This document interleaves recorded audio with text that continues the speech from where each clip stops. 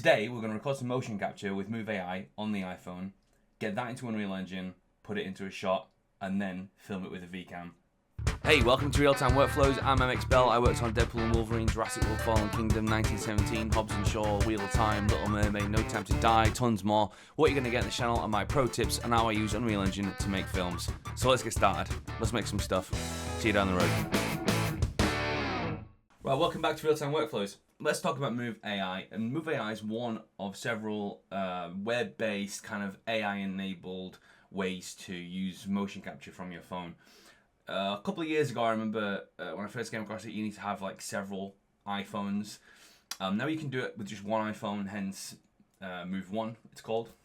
It comes with some limitations, but it's pretty good, right?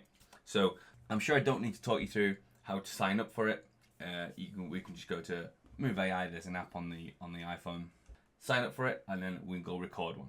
Here's what Move One looks like. I'm going to just putting it on a small tripod to film me. We need to make sure we've got enough room that we can stand in a T-pose and be fully inside the camera. So I thought that's a bit tight there, so I then moved the camera further back. You also need to remember that you need to start, if you want to work towards the camera, you probably want to start in about this sort of position, and then you can step backwards and forwards. You need to be inside the camera frame at all times when you're recording the motion capture, which stands to reason, right? So now I'm going to hit record. I need to get into T-pose right there. And then we're recording, and you can see the bar on the left is counting down until the recording will stop, or you can come and hit stop recording. That audio makes me look fucking huge. Okay, so once we've done that, we can it'll replay the thing, we can hit upload, and then it will upload. And once it's done, we can download it on the computer. Okay, so I actually filmed a bunch, and we're going to pick a couple, but the process to get them in is the same. There is a Move One downloader you can get for Google Chrome, which is super useful. But then once we've got them, we need to just actually go and prep our Unreal project. You're going to Google like Move.AI Unreal Engine. You'll get to this, how to retarget Move One animations, and it's pretty straightforward. I think all we're going to do is download the asset. We're going to create a folder for Move One, just in Explorer. So we'll call it Move One, and in here I'm going to put the contents of the file I just downloaded. Okay, so there it is. We'll just restart the engine. Now, if you're using Unreal 5.6, you can kind of just do the next phase. You don't need to do this bit. In actual fact, you might need to do it in 5.4. I'm using Unreal Engine 5.4 because there's not a project I'm taking forward. And if I was to use 5.6, I need to upgrade the Metahumans and all that stuff. There's quite a few of them, and I really can't be asked. So I'm not using it. So we've got our Move One and our Move One IK rig. So now we're going to go to our downloaded files. So I've got a Dave entry. Remember, the scene that we're doing is Andy and Dave enter. So this is the first time I'm importing a Move One character into this project. All right, so I'm going to do something slightly different here, and then every other time I'm going to do something much easier. So in this instance, we have to import a skeletal mesh and set it to none and import the mesh. Okay, and that's the main difference. We're also going to import animations, and then we're going to allow it to create new materials as well. So we hit import. We're just going to have a little bit of tidying up to do once this comes in. So here comes everything. Now, it's a little bit annoying that there's so many files, but let's just go through what they are. So this is my skeletal mesh. I'm only ever going to need one of these. I'm going to rename this to be Move One. So SM Move Bot. You can call it whatever you want. I'm going to call this thing, the skeleton, SK, same thing, Move Bot.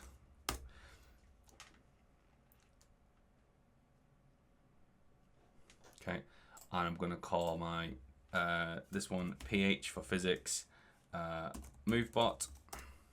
Right, so then they're the main three files. This other stuff is all materials and bullshit. This is our actual animation, right? So we could leave that, and if we double click it, we see the animation that I eventually uploaded to Move One that got processed. So coming through the door, etc. So let's just clear all this stuff up. We're going to create a new folder, call it materials, and we're just going to just dump all this stuff into it just to clean everything up. So all the materials, it's all the green ones, into there. Move here. Okay, and I'm also going to do another one for textures just to be clean. Put them into there like that. And I'm going to do one for animations because that's the main thing that I want for this anyway. And put the Dave entry and him in there. Move that. This other stuff can stay in the root. I think it's fine.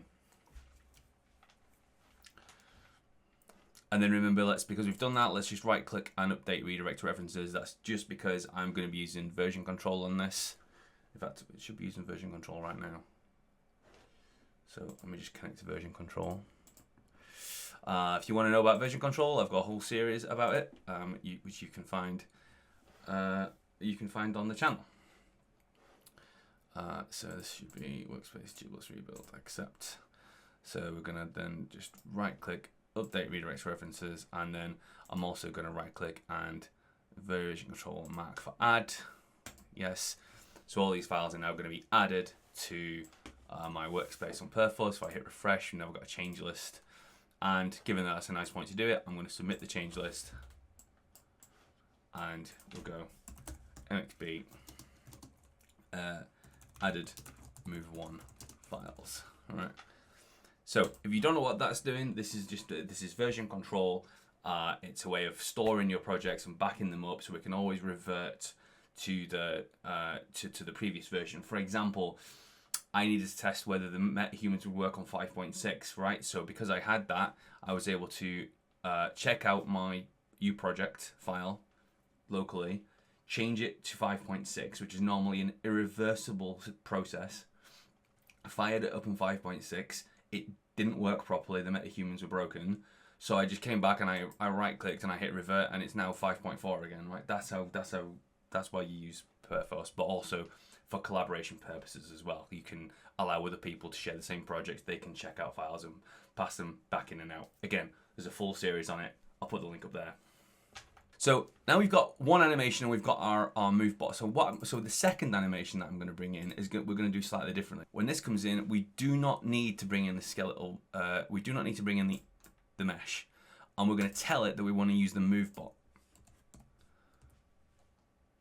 one that we made, and we want to bring in animations. Okay, so now we can hit import, and this is just going to import the one animation file nice and clean. All right, and now we can mark that for add as well. Now, remember what we did last time? We talked about having action. We need action so we can film it, and we're going to put the action into a subsequence. So where you want to put this is up to you. Because most of the content in this scene was actually shot on motion capture, I actually have this is all my action that I've got so far. So it kind of makes sense to put it in here, I suppose. So let's do it. Let's just put it in here. But it's not the neatest. I'll be honest, but it's also, who gives a shit at this point? This is not a project I'm going to be working on very much. So we're going to call this TS Pub, which was the kind of code name for it, and we'll call it Andy and Dave at door. Now the reason I'm doing this is it is technically part of Enter Andy and Dave, but the motion capture actors, I didn't get the motion capture actors to do the thing that I now think is best, which is why I've just recorded it. So I'm kind of punching in here and replacing a bit of the just in a single shot. I'm not replacing it in the original motion capture. I'm not editing any of the motion capture. I'm just creating a new bit of motion capture so that we can I've got an alternate part of it just for a single shot, and this is the shot that we're going to do. So I'm going to bring this in, open it up, we change it to 24. We need to bring our motion capture actors in. Okay, so I've selected my my Metahumans, and I'm going to add acted sequencer. And all I'm going to do now is I'm going to turn off the ones that are not in the shot. And there's only 2 of them in the shot. We know it's Andy and Dave. Okay. So we know Andy and Dave are in, but we also know we're going to want motion capture, so we're going to get rid of these things.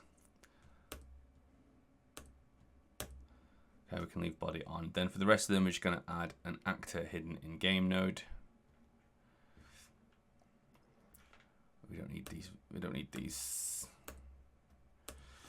So these ones will all get an actor hidden in game, and then we're just going to turn that on. So turn it off.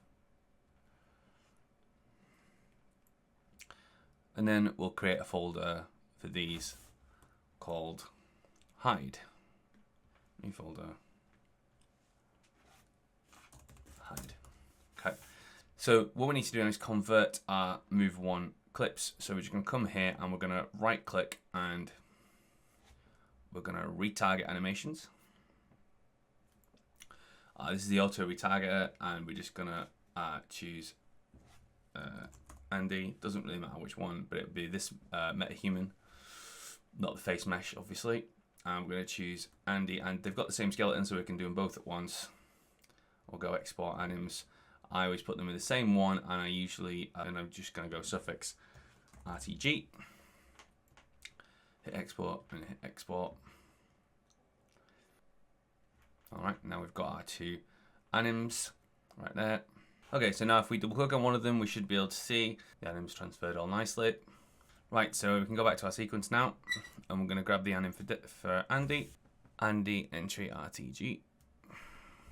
There you go. Right. Okay, and then same with Dave. Add the body, add the animation, Dave entry. There he is. Put him there.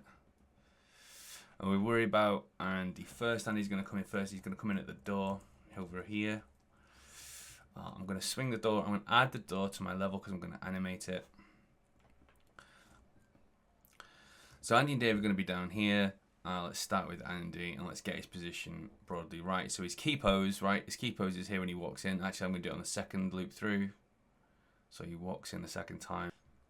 So I'm going to be mostly worried about this position here. So it's the second time he walks in, because I did kind of like 2 quick takes in one go.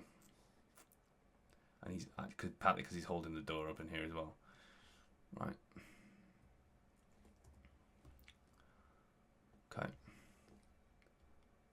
So he walks in, gets to here, and then walks. I think starts to walk. Don't get very far, but he does start to walk, which is what I need. What all I need really. Okay. And you can see that it looks back. I'm gonna move him slightly over here to allow space for Dave. Right. The thing that I always like to check here, I'm gonna save the sequencer file.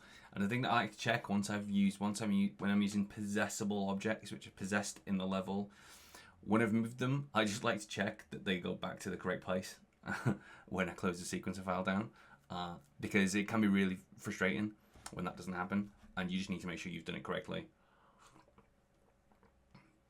And it's better that you find out now than find out later. Close it down. And then, look, he didn't pop back, so we did it wrong. So let's do it properly. So open it back up. Now we see we've moved him permanently. There is a keyframe there. Let's just select him. Yeah, he's got transforms on his body. Let's make sure that we get the transforms on this bit. Bring him back over here. Okay. And here's his key pose. So we just want to make sure that we do that. And then do that. Okay. And now if we close this down, hopefully, and open it back up. Yeah, he's in the right place. So you can check he's in the right place when we open the sequencer, and when we close the sequencer, he pops back to the world origin. That's exactly what we want. That's doing it correctly.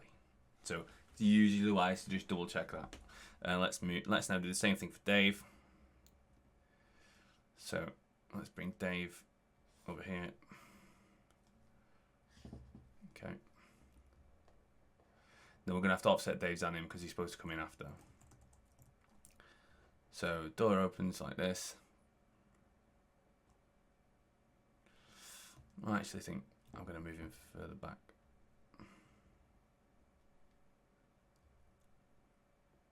Okay. And then Dave's on him, so let's just check the timing. So on Dave, he steps forward like this. So, and that needs to be afterwards. So let's just move this. So that's maybe correct there. I'm going to get that. Okay.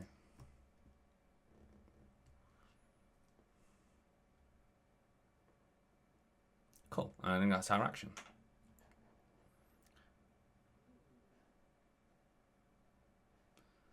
Okay, and then if we turn this off, everybody should pop back to normal, but Dave did not. Dave, you naughty boy. What's wrong with Dave? Dave. Oh, it's because we don't have a transform track. Doi. So we'll just copy this. The easiest way to do it is copy the location data, hit reset, add a transform track, and now paste that. So he pops back to where he was, and now if we close it down, he should pop back to where he belongs at the origin. There he is. Cool. So now we've got our action that we're going to shoot on a vCam. So let's go and shoot it. So we'll hit File, Save All. We need to check out the ones that we've edited because we're using version control. Remember, saved everything. Let's close Unreal. We'll go to Perforce.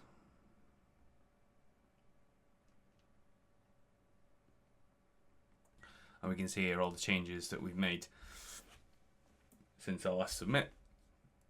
So we're going to submit this to Perforce because I'm going to download it downstairs. So this is new action for Andy and Dave at the door. Hit submit.